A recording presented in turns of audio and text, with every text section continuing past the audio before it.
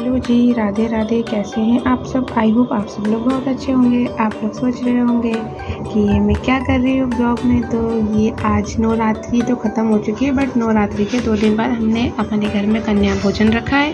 तो ये कन्या भोजन में हमारे घर की कन्या है छोटी सी वंशिका, जिसे हम लगा रहे हैं मावर, जिसे ये कई जगह आलता भी कहा जाता है। कन्याओं को लगाना काफ़ी शुभ होता है, काफ़ी शुभ माना जाता है। कन्याओं को हमारे यहाँ आलता लगाने की परंपरा काफ़ी समय से चली आ रही है। और ये सारी छोटी छोटी प्यारी प्यारी कन्याएं, जिनको कि हमने लाइन से बैठा दिया है, क्योंकि आज हमारे घर में है कन्या भोजन। और यहाँ पर सारी कन्याओं को जो है भाभी पैर पड़ रही हैं और सबको प्रसादी दे रही हैं। और सारी कन्याएं भी भाई भाभी जी को, ये हैं हमारी बड़ी भाभी जी, जिन्हें ये सारी कन्याएं आशीर्वाद दे रही हैं। खुश रहो, सौभाग्यवती भव। जिसे जो भी आ रहा है वो कन्याएं छोटी छोटी आशीर्वाद दे रही है। और यहाँ पर मैंने सिर्फ एक ही काम करा है कि कन्याओं को आलता लगाया, क्योंकि राजस्थान में आलता महावर की परंपरा ज़्यादा नहीं है। एमपी में ज़्यादातर महावर लगाया जाता है छोटी कन्याओं को। मोस्टली सभी घरों में कन्या भोजन में नवरात्रों में, क्योंकि नवरात्रों में माता रानी को महावर आलता काफ़ी ज़्यादा प्रिय होता है, इसीलिए कन्याएं छोटी छोटी माता रानी का ही रूप होती हैं।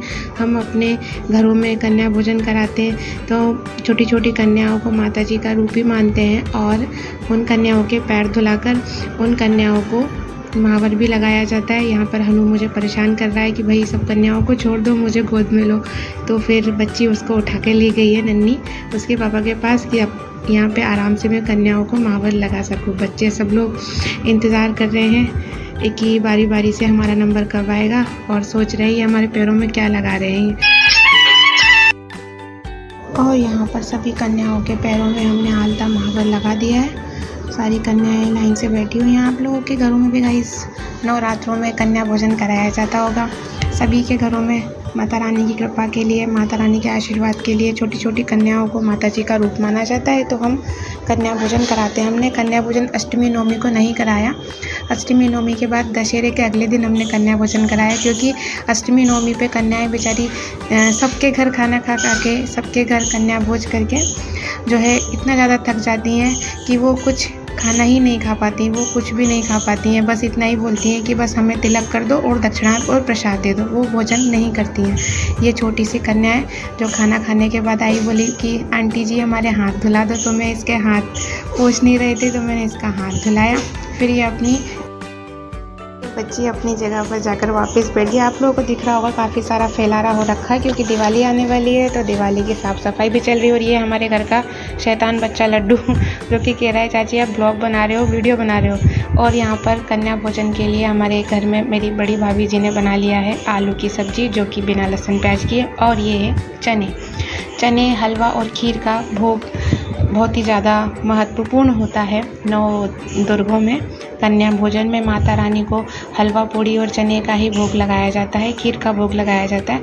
तो इसी के लिए हम कन्या भोजन जब भी कराते हैं तो हम सब्जी पूड़ी खीर के साथ में चने भी ज़रूर रखते हैं, चने ज़रूर बनाते हैं। ये है चने, जो कि हमारे पूरी तरह से बनकर रेडी हो चुके हैं। और भाभी की मैं थोड़ी बहुत हेल्प करने आई हूँ। हालांकि मैंने कुछ ज़्यादा हेल्प तो करी नहीं है हमारी बड़ी भाभी जी की, बस मैंने तो थोड़ा सा ब्लॉग वीडियोस बनाई है। और यहाँ पर मैं एक बाउल में कुछ सब्जी और चने अलग निकालूँ, ये रखा है आटा। भाभी जी ने बोला भाई थोड़ी तो मेरी हेल्प कर दे, तो मैंने छोटी सी वीडियो बना ली मोबाइल अलग रख के। और फिर मैंने कहा चलो भाई थोड़ा तो मैं मदद कर दूँ भाभी जी की। तो फिर मैंने जो है आटा उसन दिया कि भाई पूड़ियाँ बनानी है कन्या के लिए। तो जो है यहाँ पर खीर बनकर रेडी है, आप देख सकते हैं। बढ़िया सी भाभी ने जो है चावल की खीर बना रखी है। और ये जो कढ़ाई दिख रही है, इसमें बिना लहसुन प्याज की और कम मिर्च मसाले की सब्जी, जिससे कि कन्याएं आराम से खा सके, उन्हें ज़्यादा मिर्ची ना लगे। और भाभी हंस रही है कि ये ब्लॉग बना रही है, क्या कर रही है, क्या बोल रही है। और यहाँ पर हमारा इस प्रकार से खाना बनकर रेडी हो चुका है। हमारी कन्याएं इंतज़ार कर रही हैं। और हमने नवरात्रि में तो कन्या भोजन कराया नहीं, क्योंकि कन्याएं कुछ भी नहीं खा पाती हैं, इसलिए हमने नवरात्रि के 2 दिन बाद कन्या भोजन कराया। ये हमारा घर है, ये छोटा सा हमारा किचन है। ऊपर वाली भाभी जी यहाँ पे खाना बना रही है और मैं उनकी थोड़ी सी हेल्प कर रही हूँ। वैसे मैं गुजरात में रहती हूँ, लेकिन अभी मैं अष्टमी की पूजा, नवमी की पूजा करने के लिए हमारे ससुराल यानी कि कोटा राजस्थान आई हुई हूँ। यहाँ पे सब कन्याओं का भोजन हो चुका है, तो भाभी जी एक एक करके सारी प्लेट्स उठा के ला रही है। हमारे घर की बच्ची वंशिका, जिससे भी भूख लग गई है, वो भी कन्या भोजन करने के लिए कन्याओं के बाद खाना खाने जा रही है। और ये सब कन्याएं हैं जो कि अपना लास्ट का खाना फिनिश कर रही हैं। और यहाँ पर वंशिका हमारा हेल्प करते हुए कन्याओं को पूरी सब्जी परोसते हुए कन्याओं ने बड़े प्रेम से भोजन किया। आप लोगों के घरों में भी नवरात्रों में अष्टमी, नवमी और 9 दिन में गरबा और पूजन पाठ और कन्या भोजन भी होता होगा।